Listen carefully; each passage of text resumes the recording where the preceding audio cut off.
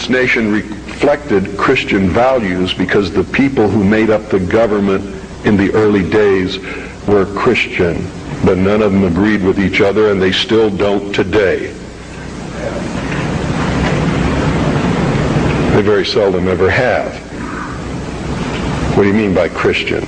Seventh-day Adventist? Branch Davidian?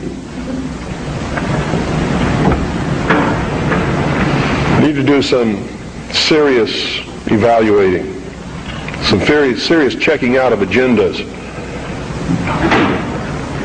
If you really want to take over the government and make it a theocracy, because I'm going to tell you exactly what's going to happen if you do that. You're going to burn people at the stake who disagree with you. And if that happens, I'm going to have to take up arms all over again. And so will many of you, because you're going to be persecuted. You see? Because whichever one controls the government, you're going to have to conform to that teaching, and if you don't believe in it, you're a heretic. Do you understand what I'm talking about? What is our common bond truly? Freedom. Freedom. Without freedom, you can't be a Christian no matter what denomination you belong to. You can't be a Buddhist. You can't own a donut shop. You can't drive from here to Oregon. You can't be an American, because that's what it's all about, and that's the only thing that it's all about. Nothing else. Nothing else. It's about freedom. Only freedom.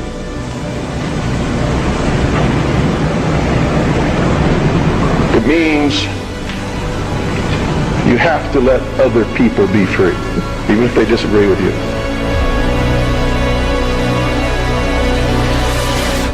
You know, for me, it's kind of sad to see YouTube in the state that it's in today.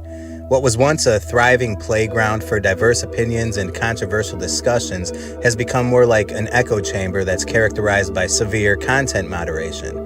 And it's too bad, because I really love YouTube. And actually, I owe a debt of gratitude to this platform, because many years ago, when I first started learning about all these topics that I speak of on this channel, YouTube was one of the primary sources where I would find such information. And it would be hard for the younger generation to even believe this, but at one time, YouTube was a true bastion of free speech. Actually, old school truthers even coined a term for it. We called it YouTube University. That was like a gateway into this weird world of undisclosed truth and discovery. You know, you start out by going through YouTube University, and then by the end you're reading books and all these official reports on .gov websites and researching history through a new lens. And I think it was around 2009 when I first began my own journey into YouTube University. I remember watching the documentary Loose Change, which is like this legendary independent documentary which exposed many of the lies that we were told on that dreadful day in September of 2001, 9/11. And it blew me away. I was just totally riveted by the whole thing. These mind-blowing revelations being narrated alongside of this footage and documents and facts and evidence, all just right there on the screen to substantiate all of these incredible claims. And it was all backed up and accommodated by a backdrop of this cool music. And I felt like this was the type of thing that I wanted to do. And what's more is I felt like it was something I could do. You know, I didn't know anything about video editing, and more importantly, I still lacked any real knowledge that was worthy of making a documentary about. But one thing that I did have was a lifetime's worth of artistic experience and practice. And I knew that if I just had the right message or the right information, that I could present it in a unique and powerful and effective way that has never been done before. And thus began a journey that eventually evolved into this movie that you're watching right now. But long before I ever made my first YouTube video, I spent years watching hundreds or maybe even thousands of videos from other YouTube channels. And this was the true glory days of YouTube, by the way.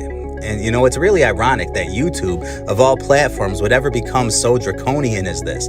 Because back in the day, it was a haven for this kind of stuff. And I was listening to YouTube videos at work all day, and I was watching them all night. truther channels like We Are Change and Alex Jones and all those other InfoWars shows, and The Corbett Report and Mark Dice back when he was still John Connor. And I'm pretty sure that I've listened to almost every available episode of William Cooper's The Hour of the Time radio show, especially his Mystery Babylon series. And that's just to name a few out of these classic old school channels that's on a long list that I'm sure many of you were watching as well. And also, despite not really being a Christian myself back then, I also started to follow a lot of Christian truther channels, and over time I would actually find myself agreeing with more of the Christian content than I did with the secular content. And really, in the end, YouTube was a major player in my path to salvation, because between all these Christian truth channels that I would watch, and I guess also because of my close relationship to my brother Doug, who has never failed to challenge the credibility of my worldly beliefs, I was starting to become persuaded by the Christian worldview. Not to mention that my parents did do their best to raise me up in the way of the Lord, and I understood the gospel. But that's not to say that I believed in it, and I definitely wasn't ready to put my faith and trust in Christ alone. No, for now, I was just taking it all in and researching everything that I could find regarding these topics. But the real point here is that I viewed all of this stuff right here on YouTube. The same platform that has since removed some of the channels that I just mentioned, and a lot of the channels that I would frequent over the years. And then there were other good channels that just simply quit because they became unmonetized, or their videos just kept getting banned under the growing censorship of this platform. But even despite this current state of affairs, as I said before, I feel that I really owe a debt of gratitude to YouTube, because it was YouTube that first granted me access to a lot of information that has really changed my life. By the year 2012, I was becoming pretty knowledgeable and also pretty well versed in some of these fringe topics. No longer was I merely a viewer or reader of media, but I began to do my own research. And I was actively participating in various libertarian causes, and within my own small circle of influence, I was practically campaigning voluntarily for Ron Paul, who was running for president that year. And at that time in America, freedom of speech was a really hot button issue. We were beginning to see the liberal bias of tech giants like Google, and there was a lot of talk about the targeted censorship of conservative and Christian outlets. Of course, in hindsight, we know that all of those concerns about this coming Orwellian clampdown on free speech would turn out to be absolutely correct. But at that time, we were just simply being warned about it, and we were all just doing our best to defend the First Amendment. And so in response to these developing threats to free speech, I had an idea which would become my first real journey into the realm of activism. My idea was to create a physical printed magazine that would be composed of information that's related to, this New World Order conspiracy stuff. The same kind of content that I used to watch on all these aforementioned YouTube videos. And it was intended to be a strategic defense against this oncoming censorship campaign, which, has now come to pass. The idea was that, since information on the internet could be altered or hidden or obfuscated, that printed materials would be much more difficult to censor. And so, why not print this stuff into a magazine? And so I decided to move forward with the concept, because after all, I was always pretty good with computer art programs like Paint and Photoshop, and I knew that if I could just get some people together to help write content, that we would be able to figure out how to design it into a magazine format. The only problem was that I was broke, so anybody who wanted to help me with the magazine would have to be willing to work for free. And another issue with being broke was the fact that publishing a magazine costs a lot of money that I didn't have. But one thing that I did have was a whole lot of experience as a musician and a performing artist. And I knew how to put on a good show, which is a time-honored way to raise funds. And the more I thought about it, the more I felt like I could really make it happen. And so I talked to my brother Doug about it, the same brother I mentioned previously, who was always consistently witnessing to me throughout my life. See, Doug is not only my brother, but he's my best friend, right next to my wife. And by this point in our lives, we were both passionate about these things. And he was actually really receptive to the idea. And so we decided to go for it, that we would be co-founders of Wisconsin's first truther magazine. He would take care of designing the actual magazine, and I would take charge of organizing the team, and coming up with a game plan and all this kind of stuff. And together, we would make it happen. We started hosting these weekly meetings at Doug's house, and we would invite like-minded friends to join us and to create a game plan, to make this magazine come to life. We began writing essays and articles, and we even had a website that we could use to publish our articles, and to receive article submissions. And to my delight, it actually worked. People actually liked the idea, and the meetings started growing in size, and the fundraisers became more successful. And I really felt like I was finally getting on the right track. And these weekly meetings eventually evolved into a real community. And by that point, we decided on a name for our group and for our magazine project. We called it Waking Up Wisconsin. And even though we still hadn't published a magazine yet, we did release a number of articles on our website, and a few of them were actually getting some good traction, all things considered. And we started attending rallies and marches, and we ended up befriending the hosts of a popular alternative news group out of Milwaukee that ran a website and a syndicated radio show called The Rundown Live, featuring Mike Pachesney and Kristan T. Harris. And I still love Mike and Kristan to this day. And on a side note, Kristan Harris has gone on to achieve some serious success in journalism. In fact, just today he was filling in as a guest host on some InfoWars show. But this was about a decade ago, and at that time we were operating at more of an amateur level. Just a group of young men who were passionate about the quest for truth and the fight for liberty that were working together for the benefit of humanity. It was a really beautiful thing, honestly. A truly positive grassroots movement that I had the privilege to participate in. After about a full year of hard work and planning, we released the first issue of our magazine in January 2014. It was called Waking Up Wisconsin Magazine, Volume 1, Issue 1. And it included a bunch of original articles from myself and the other group members, as well as some submitted articles and interviews from our friends at the Rundown Live, who at that point had become partners and affiliates. And we also acquired some local sponsors from the area who were gracious enough to purchase ad space in our magazine, and that really helped us to raise the necessary funds that we needed to print our first run. And once we did, and the magazine was published, it turned out to be a real success. I mean, we were just a local operation, and we only printed like 1,000 copies, if memory serves me correctly. So it's not like we blew up on the national stage or anything, but we definitely achieved what we set out to do. The quality of our magazine was great, and we were getting a lot of favorable feedback from people. And Waking Up Wisconsin magazine was officially on the map. About a year later, in March of 2015, and shortly after publishing our third issue, we were at one of our weekly meetings, and everybody was huddling around Doug's computer as we searched the internet to see what people were saying about our magazine online. And on this particular evening, while sifting through search results, we came across a very peculiar website that was linking back to Waking Up Wisconsin magazine. And it included a phrase that none of us had ever heard before: fake news. That was a term that was completely foreign to us. This was well over a year before the expression fake news would become weaponized and popularized during the 2016 election. But yet, there we were, in bold letters, Waking Up Wisconsin, on a website called fakenewswatch.com. Some other sites listed included names like Breitbart or The Drudge Report and InfoWars and Zero Hedge and WorldNet Daily and Natural News and, websites like this. And the list also included our good friends over at the Rundown Live. And at the time that we came across this discovery, we just so happened to be listening to the Rundown's live show at that time. And so we decided to call in and talk about it. Here is a flashback clip, as I've mentioned many times before, on the American Intelligence Report.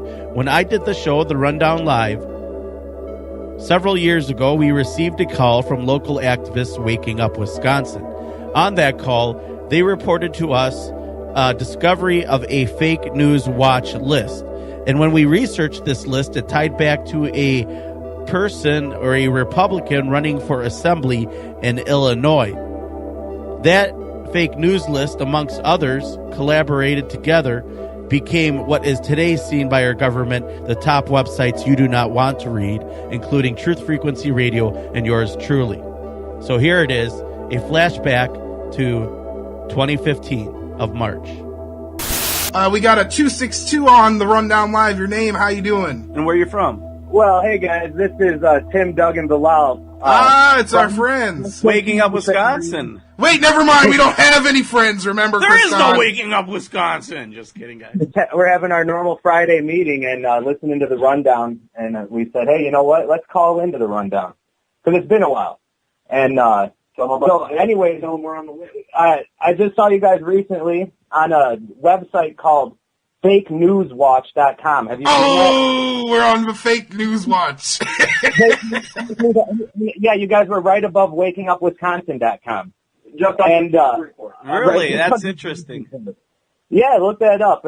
Fake News Watch. They're there to kind of weed out the legitimate news from the conspiratorial fake news, as they call it. And they listed Drudge Report, InfoWars. It was just amazing. There was a whole bunch of sites listed, and sure enough, we were right there too. It doesn't Who else surprise was on me. the list? Fake news site was on their own list. Yeah, put them on there. Yeah.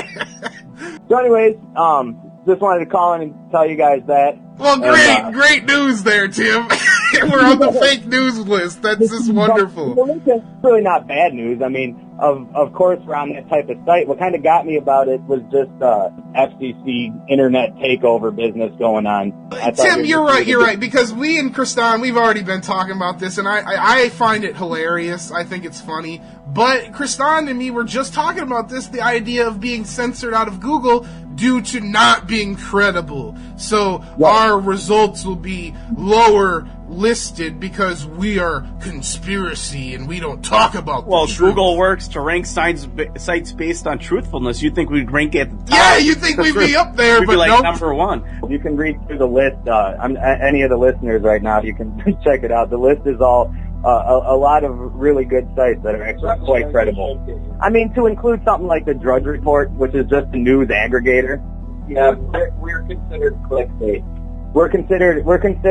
They have a Yeah, summary but for to the. who? You guys are to the Rundown Live, Mike. Who do you think? I mean, this is the thing. Like, the people that are reading this, who are, like, all they have to do is look at the site and judge it for themselves, and that's the whole thing.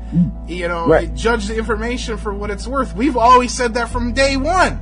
We don't really know at the end of the day. We base things on what we've learned and other stories and other facts that, have come about. So it's like, how can anybody really know for sure at the end of the day? And then just label something fake unless it's completely made up, like something like National Report.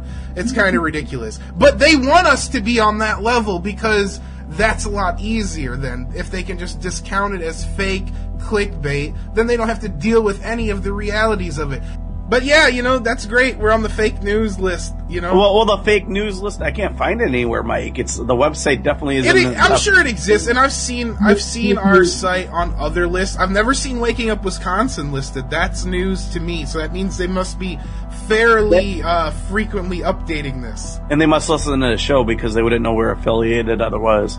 By the way, our site, your site, was also on the same site as a list as InfoWars and Prison Planet. And they said that we take real news stories. So we're not what they were calling a satire site or a parody site. We take real news stories, but then we spin them to scare the public. Yes, we that's scare everyone. That's what we do. We love to scare people. Well, we just report the news. We actually are unbiased. I think both of us are pretty much unbiased. And I'm pretty sure we joke about everything. We're not really trying to scare anyone. I think they're scared of us. It's sort of funny when I think about the suppression that my YouTube channel faces today, and then I look back to the old days of Waking Up Wisconsin, because I'm reminded that I've pretty much been canceled since day one. I was being labeled as fake news long before I was ever even given a fair shot to compete with the so-called real news. And I suppose it shouldn't have come as a surprise that within the following year, I would begin to see that censorship increase. Many of the articles that were once thriving were becoming harder to find. Our magazine became even harder to search for. And even when typing in our website and article title by name, our actual content was suddenly bumped towards the bottom of the search results. The momentum had stopped.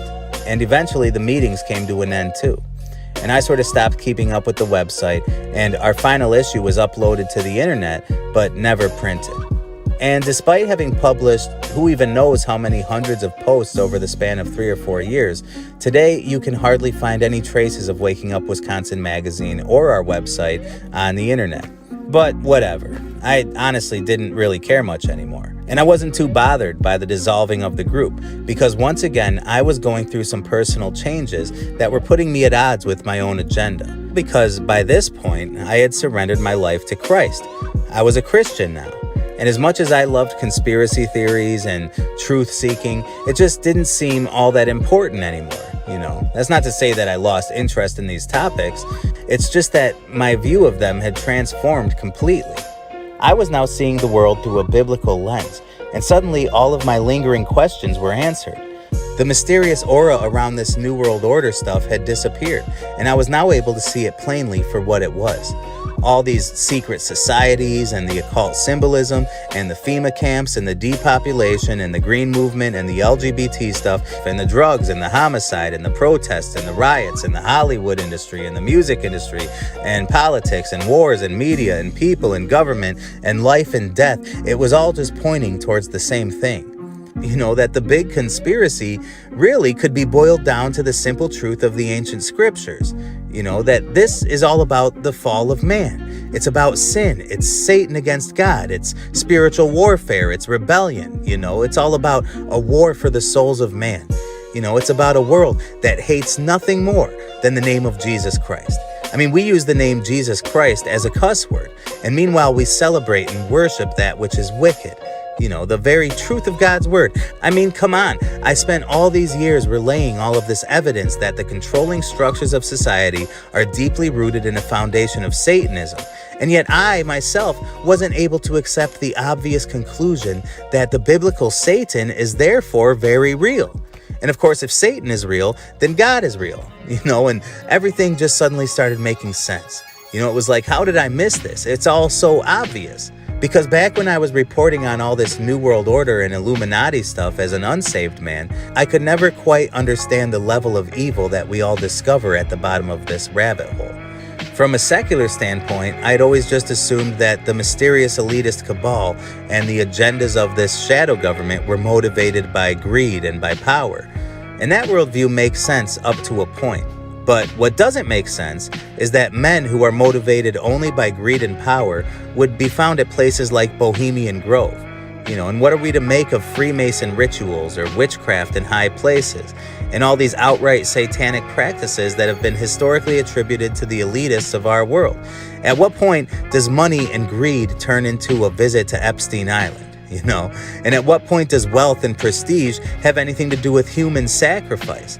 And why does Hollywood and the music industry promote this satanic agenda so blatantly?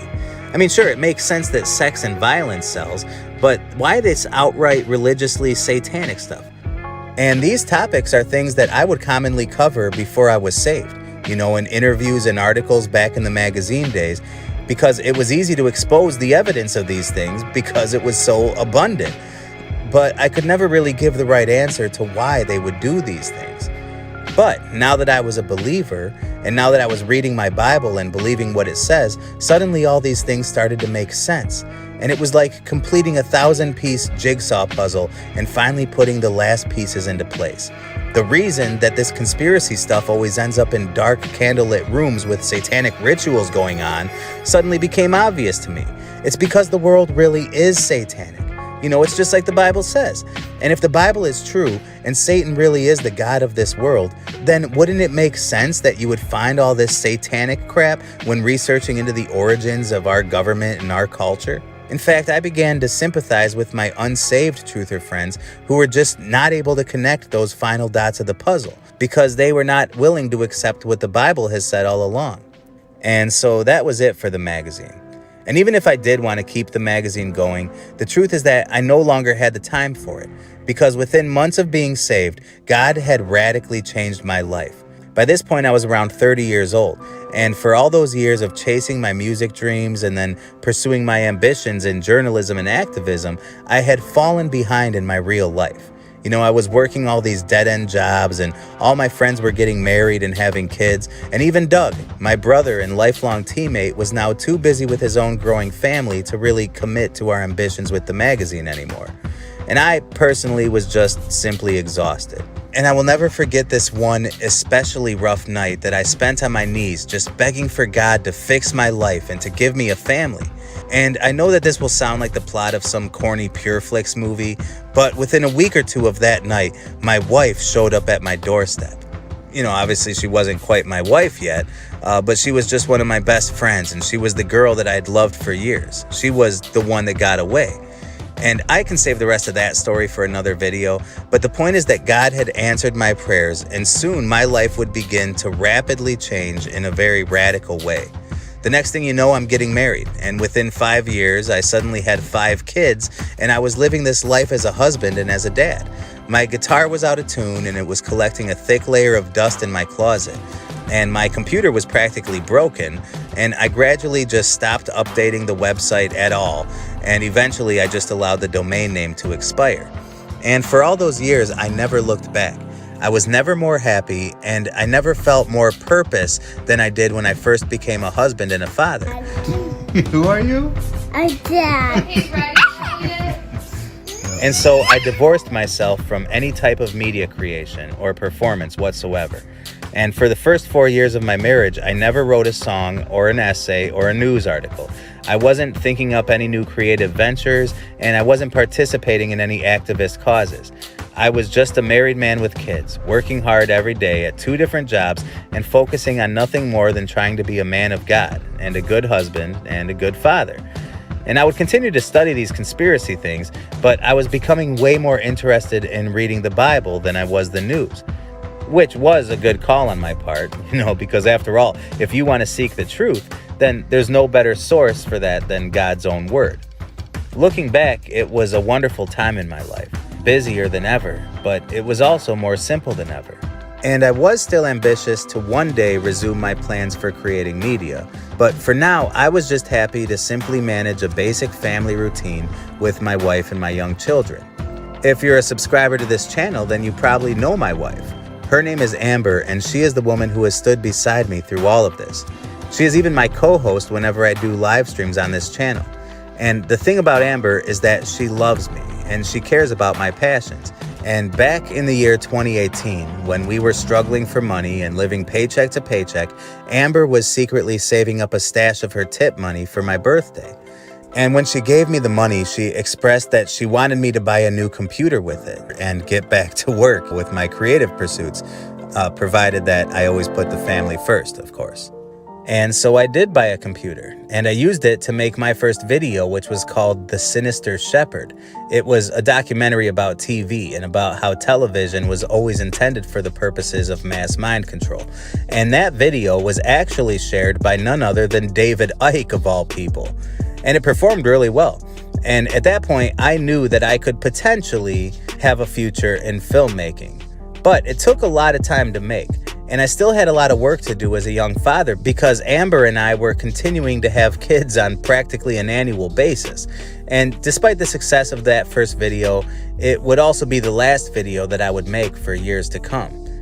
Barring a few simple music videos that I made for my friends' bands or just little things here and there for fun.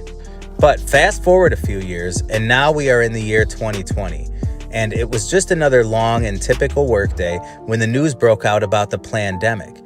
And as you might suspect, I had a reputation at my workplace for being really outspoken about this type of thing. And so throughout the following weeks, I began to accurately predict the entire procession of events that would follow as they progressed in real time. And as I'm sure a lot of you can attest to, this was a really surreal time for conspiracy guys like myself. It was as if the White House and the World Health Organization and Bill Gates and the UN and all of these guys were either ushering in the long-awaited New World Order, or they were just working together to troll those of us who have been specifically calling out and predicting these exact changes to occur for decades. And for the first time since I bought that computer, I had a real reason to use it, because I literally understood exactly what was happening. I mean, after all, it was only the exact thing that I spent the last decade trying to warn people about. And now, as a believer, not only did I have the information, but I also had the solution. And I was only about 1 week into writing the script for my first film on this channel when I was unexpectedly laid off from my job. Because, it was the beginning of the pandemic when people were being laid off in mass numbers across the nation. And although it was disappointing to lose my job, the timing almost seemed like destiny. Since I was laid off, I would be eligible for unemployment, and I would be granted this short window of opportunity to complete my first movie and to get my new channel Fallen World Films off the ground. The documentary that I made was called Depop 25, and it's about an insane yet credible report from an intelligence source that projects a 70% population decrease in America by the year 2025. And that video was a small success, and it really got this channel off to a good start. And by the grace of God, I think that by the time I finally found employment, I already had like 3 or 4 short documentaries in my library. But I didn't slow down at all when I started working. By day, I would work full-time, at my regular factory job, and in the evening, I would hang out with my family and tuck the kids into bed, and then by night, I would continue brainstorming and writing and creating and editing these videos until the early hours of the morning. I mean, honestly, I rarely got more than 4 or 5 hours of sleep before getting up to start the next day. And I would continue working on my drive to work, and at work I would go about doing my job all day while simultaneously brainstorming my next move for the channel.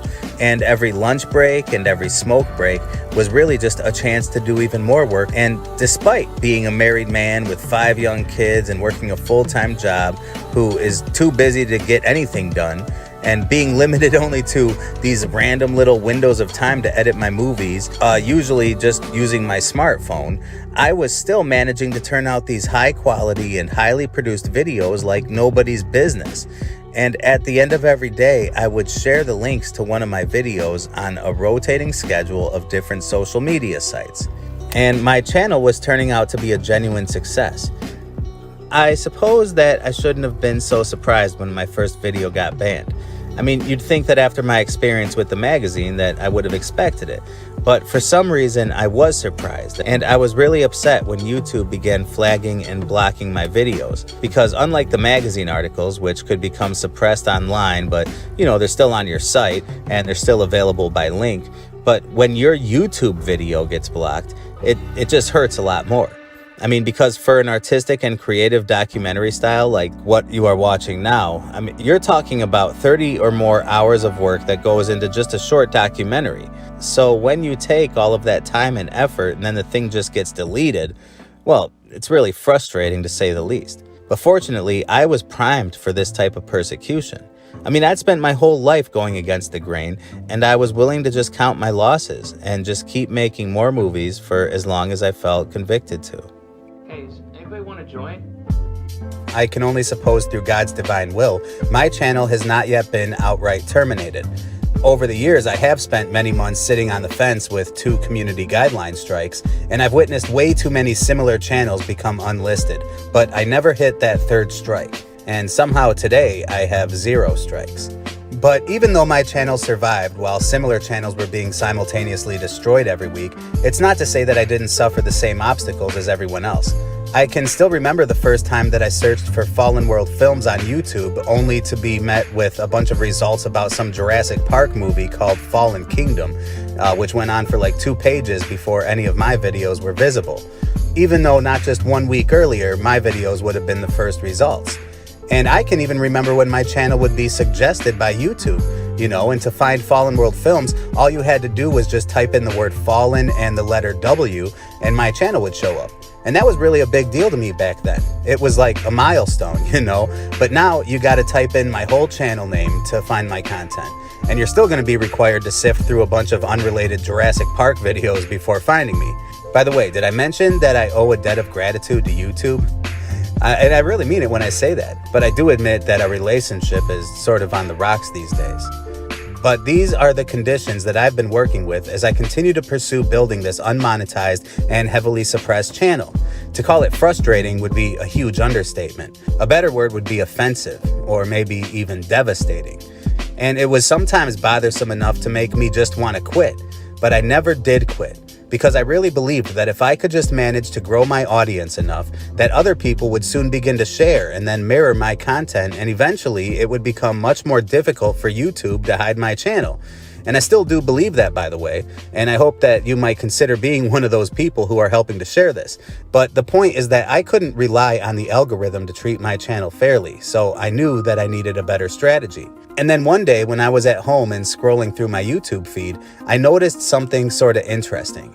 Some channel was premiering a video. And what that means, if you don't know, is that YouTube gives creators an option to set a video as a premiere, which pretty much works like a live stream of a pre-recorded video. And anyways, I don't remember what the channel was or what video it was, but I noticed that this video stayed near the top of my feed throughout the duration of the video's premiere. And it also had this little red box that says premiere, which, kind of made it stand out from the other videos. And it occurred to me that if I were to set my videos to premiere, then maybe I could circumvent this algorithm which seemed to be targeting my videos and hiding them from people's feeds and search results. And so I tested it out on the next video, and sure enough, that video performed much better than usual, especially during the runtime of the premiere stream. And so that really got me thinking, what if I made a video that was extremely long? Then hypothetically, that would mean that my video would appear towards the top of your feed for however long that movie ran. And so I thought about this for a while, and I pondered it. And within hours of having that initial thought, I had already decided what I was going to do next. So I collected all of my favorite videos that I made over that past year, and I arranged them into one massive movie. I called it the Forbidden Film, and it was 8 hours long. And so, if everything went according to plan, then this movie would be visible and even recommended to subscribers for 8 hours straight. I mean, it was a long shot, but it was the best idea that I could come up with. And besides, it's not like the Forbidden Film was just about getting views and exposure. I also knew that it would be an awesome and honestly epic video. I mean, it included 2 of my feature-length documentaries and then a whole bunch of shorter videos that were already well-liked by my viewers, and this was a hand-picked selection of all my favorite stuff. So I knew for sure that during the duration of that 8-hour runtime, whenever somebody would click on it, they would be met with something good, and so it would be a huge win-win situation. And another benefit is that this video would provide a way for people to save and to download and to mirror or re-upload, all of my best content in the event that my channel were ever to be blocked. It would be a giant truth bomb of information that could just be shared with one link. Something to share after you have that type of conversation with a skeptic who expresses some level of interest in this type of stuff, and you don't know where to send him to start learning, because I've been in that situation many times, and I assume some of you have as well. So this would be like a resource, a single link that could serve as a gateway into an entirely new and more accurate way of seeing this fallen world around us. And so the movie was set, and I set it to premiere. And on the day of the premiere, I was hopeful, but I was also really anxious about how people might respond to a compilation video with an admittedly absurd runtime. But within about an hour of the stream, something became really clear to me, that my plan was actually working.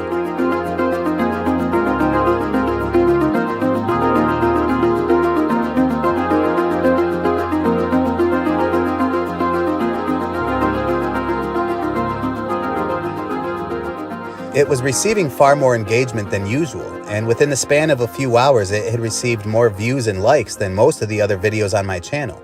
In those days, I was pretty happy just to get a few hundred views on a video, but by the time that the Forbidden Film premiere was over, it already had over 1,000 views or something like that, and many likes as well. I mean, everybody loved it. The comments were all generous and encouraging, and nobody was complaining about the re-uploads or the ridiculous runtime. Instead, they were thanking me and sharing the link and posting it to social media. And after a couple of days, the movie had reached over 6,000 views, which was like a record number for my channel, almost twice as much as the second ranking video at that time. And not even a week had passed. But unfortunately, that week never quite did come to pass, because the next time that I checked on the video, it was gone, just blocked. And in previous stages of my life, I would have been discouraged by this. But you know what? I wasn't discouraged. If anything, it emboldened me, and it inclined me to become even more aggressive and even more passionate about my cause. And after all, what should I expect? I mean, here I am exposing all these things that the media tries to hide, and presenting it in this admittedly bold and sensational way. I mean, it only makes sense that I would be silenced. But due to my assurance that my efforts were for the glory of God, and also due to my inherently stubborn disposition, I was not discouraged. And so I responded by going through every minute of that 8-hour Forbidden film and editing out anything that could possibly be interpreted as a violation of the community guidelines. And then I re-released it. This time it was called the Forbidden Film YouTube-friendly version. And once again, I would premiere the video, and this time it reached a view count that was honestly just staggering to me. 16,000 views, and also a whole bunch of likes before it too was blocked and banned from YouTube. To this day, it was the most successful video that I ever published to this channel. And now, it's just gone, forever. And so, although the title was originally intended in a tongue-in-cheek sort of way, I suppose it really did become the Forbidden Film. But you know what? There's an old military expression that says, and I'm paraphrasing here, but it's something like, when you start taking flack, then that means that you're over the target. And I believe that that's true. Because, back in my hedonistic and unbelieving days, when I was a punk rocker just reveling in sin, I never received any pushback. Nobody was ever offended until I started glorifying the name of Jesus Christ. And as a rapper, I was known for spitting these off-the-dome freestyles, which were usually just littered with obnoxious and inappropriate rhymes, and yet I still never received any criticisms, just applause. But being a Christian family man in his 30s who just makes Christian-based YouTube videos, now I'm suddenly controversial. I received nothing but encouragement and support back when I was drunk and depressed and jumping around on the stage and spewing foolishness into the microphone. But the gospel of Christ, now that is what is dangerous and offensive. I've been in front of many crowds, and one thing that I've learned is that this world loves it when you praise the things of this world. And this world hates it when you expose the things of this world. And after the Forbidden Film was deleted from YouTube for the second time consecutively, I decided, I'm just going to lean into that. I'm going to continue to use this crappy and pathetic culture of my generation to illustrate the biblical reality. Because I am not a friend of this world. Because this is the fallen world. Don't you get it? We could spend our whole lives trying to solve the problems of this world, but the truth is that there's only one problem in this world, and it's called sin. Sin is the underlying factor behind all the suffering and every single negative emotion that you have ever experienced. Without sin, there would be no sense of guilt or shame. There would be no anger, no sadness, no pain, or even death. There would be no deception or oppression or depression or correction or addiction or perversion or affliction or coercion or any of that. Pardon my rhyme there. It's just, all that rap talk earlier. But when you step back and you look at the state of our world right now through the lens of spiritual warfare, you will begin to see that the disease of sin has permeated every facet of this fallen world. And you're going to see that our adversary, the devil, is very real and he's active. In fact, he's more busy than ever. And if you're in the body of Christ, then you got nothing to fear, because our only job is just to spread the gospel, to spread the good news and to fight the good fight. But if you have not put your faith in Christ, then you have good reason to be terrified by what's happening in this world around us. And that's why I've applied this dark and almost horror movie-like aesthetic to these videos. Because I'm not just here to edify and inform the church, but I'm also reaching out to a lost world that is currently on fire. And I'm hoping that I could scare some of you straight. And you can go ahead and accuse my videos of being overblown or sensationalized, but to me, it seems appropriate to present these agendas in a horror movie-like way, because these agendas themselves are, in fact, horrifying, especially for those of you who have taken the side of this fallen world, because you guys are standing on the front lines of the great spiritual battle that you don't even acknowledge is going on. And that's why I'm here. And I know that my videos are not the highest quality thing out there, I know that my vocal audio is often just terrible. And that's because I don't even use a microphone. I'm making these videos in my car as I sit in the parking lot of my work on my lunch break. And trust me, I'd love to do this at home. But for me, the second I walk into my small house, I'm going to be tackled by a whole bunch of children, and they're going to run up and hug me and take turns pulling my head off and then jumping on my spinal cord. And I'll hang out with them, we'll do dinner, and then after I finally tuck each one of them into bed, I'll watch some true crime or cooking show with Amber while we eat from a homemade charcuterie board, and I'll only make it about halfway through the show before passing out. So think about that the next time you watch a video from Fallen World Films. This is who I am. I'm not an academically trained theologian or a historian. I'm not a philosopher. I don't have a team behind me. And honestly, I don't have all that much money either. I'm just Tim. I'm the husband of one wife, the father of 6 children, and a sinner saved by grace. And all I'm trying to do here is just use my abilities in a way that improves the world around me and glorifies God. And so if you can appreciate that, then I would really appreciate your support because, this channel, as I've been describing over the last hour, is very heavily suppressed and shadow banned. So obviously this channel could use all the help it can get. So be sure to like, comment, and subscribe, but don't stop there. Please feel free to download this movie to your computer and then re-upload it to the platform or to your own channel or upload it to different platforms. You could post it on your own websites. You could burn it to DVDs. I don't care if you even try to pass this off as your own work. All I really care about is just getting this stuff out there because time is running out. And besides, it's probably only a matter of time before this just disappears from the internet anyways. After all, it's forbidden.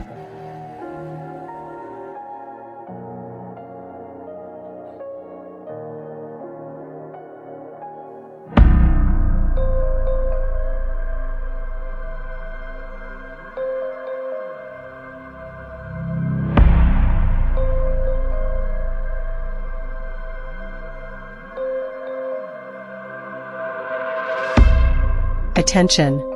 The following program contains information that may be disturbing, offensive, or upsetting to some viewers. Viewer discretion is strongly advised. The views expressed in this film do not reflect the official sanctioned narrative of the mainstream media. Be aware that the following content may include inconvenient facts, which have been dismissed by independent fact-checkers. Please be advised that the channel Fallen World Films has been associated with the dissemination of forbidden information, including biblical propaganda, secret agendas, and the dangerous promotion of the gospel of Jesus Christ. We remind you that these topics are not endorsed or condoned by this platform.